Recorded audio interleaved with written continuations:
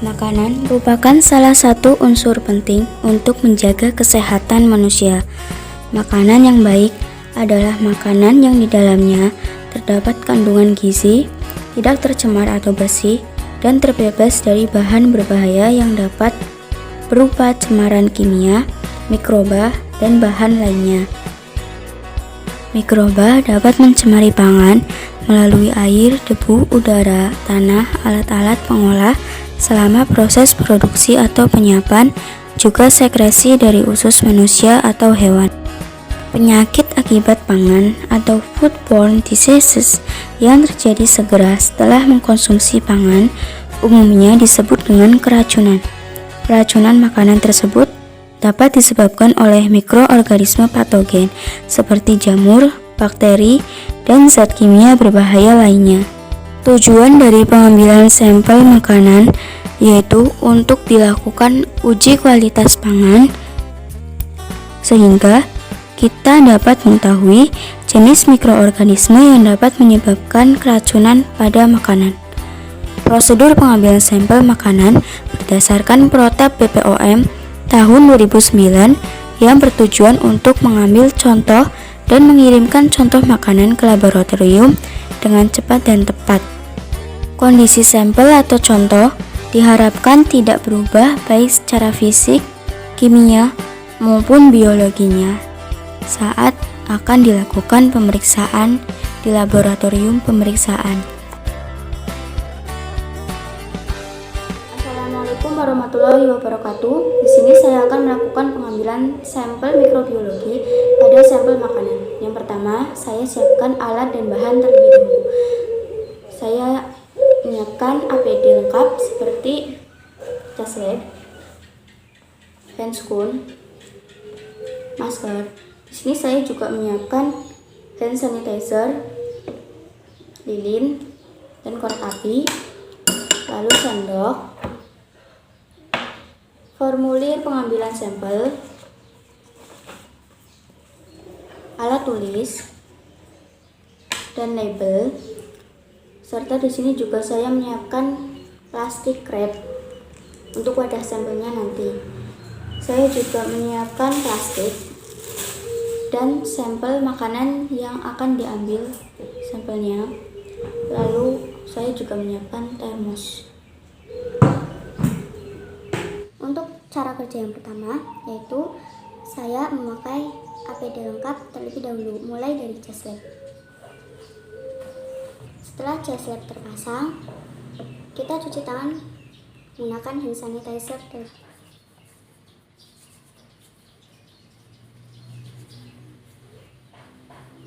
Kita pakai maskernya.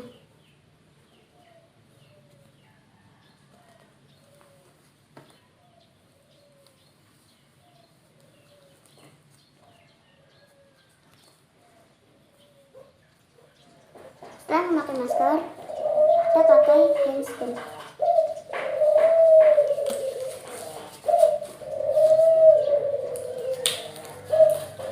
Jadi terpasang semua.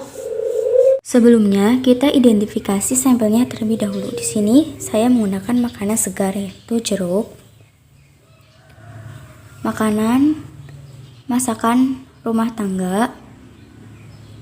Setelah itu jajanan yang sudah dikemas.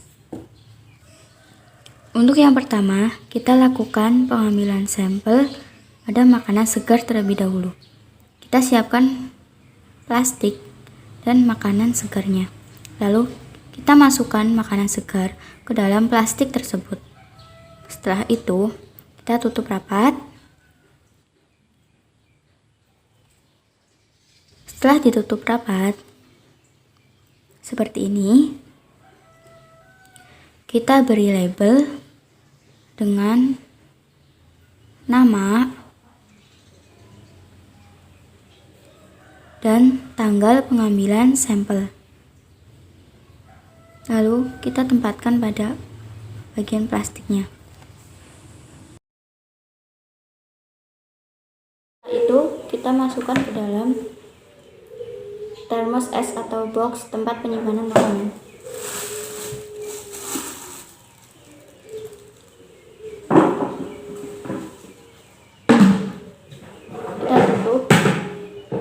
sampel makanan siap dikirim ke laboratorium. Untuk yang selanjutnya, saya akan melakukan pengambilan sampel makanan pada masakan rumah tangga. Yang pertama, siapkan sampelnya. Lalu kita siapkan lilin dan korek api, dan kita siapkan kertas krep, lalu sendoknya.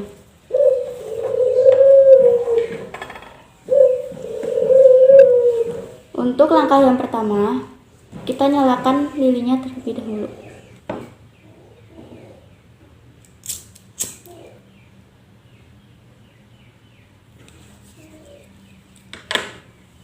Lalu kita sterilkan sendoknya terlebih dahulu di atas panas api.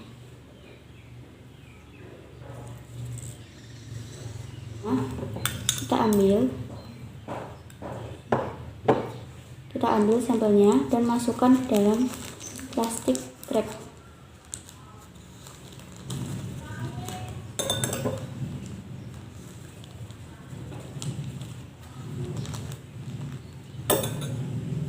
Kita tutup rapat.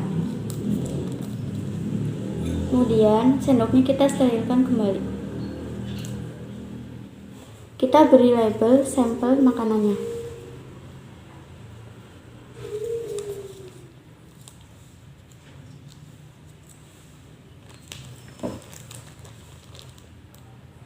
Setelah sudah diberi label, selanjutnya kita masukkan ke dalam box tempat untuk pengiriman sampel.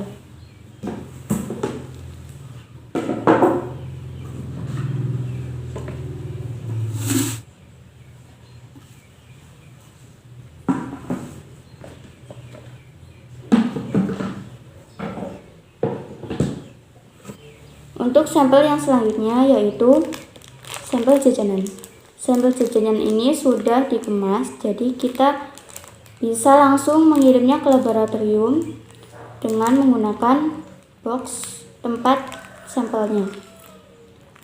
Namun jika kita melihat adanya kerusakan pada kemasannya, kita perlu mengemasnya kembali. Ini berhubung kemasannya masih bagus, jadi saya langsung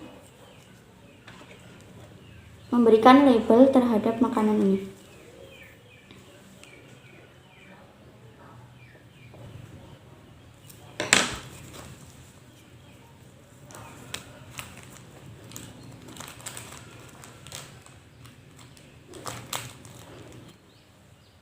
Setelah diberi label, sampel ini kita masukkan ke dalam box pengiriman sampel.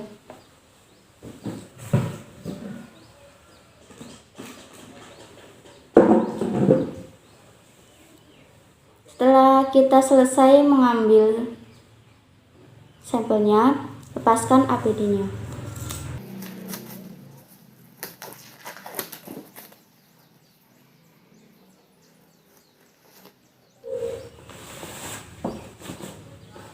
Setelah itu, kita cuci tangan menggunakan hand sanitizer atau bisa menggunakan sabun dengan air mengalir. Dengan prosedur 6 langkah mencuci tangan.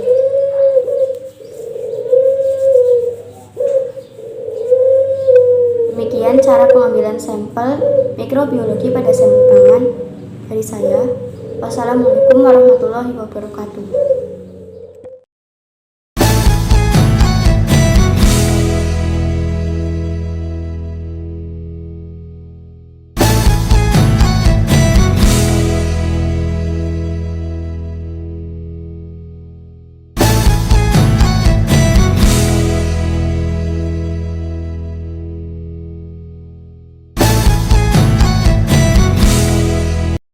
Dan sudah 3 kali saja, jangan kelamaan.